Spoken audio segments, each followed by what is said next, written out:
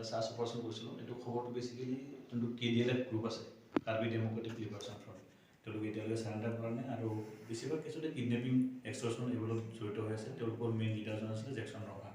তো সেইমতে আমি BBIত থকা বুলি খবৰ পালোঁ আৰু আমাৰ এটা টিম এটা গোটেই চাৰ্চ অপাৰেশ্যন কৰা হ'ল।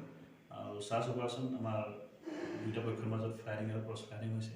তাৰপিছত জেকচন ৰংহান ইনজুৰ্ড হৈছে, তাক আমি মেডিকেলত আনিছোঁ আৰু ডক্টৰে তেওঁক ব্ৰড ডেথ ডিক্লেয়াৰ কৰিছে। কিমানজন আছিল তেওঁলোক 4-5জন কেইটাত আছিলে, বাকী কেইজনটো পলাই গৈছে।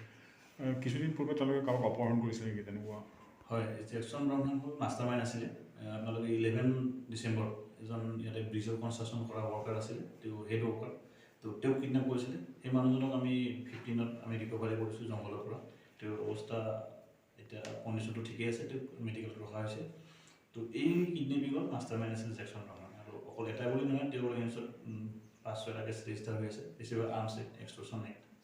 তেওঁলোকৰ মূল উদ্দেশ্য অপহৰণ বা লুণ্ঠন এনেধৰণৰ কামি আছে? হয়, আমি ডিমাণ্ড পেড পাইছোঁ, মানি ৰিচিপ্টো পাইছোঁ আৰু তেওঁৰ লগত আমি এটা পিষ্টলো পাইছোঁ, সজীৱ গুলি পোৱা হৈছে।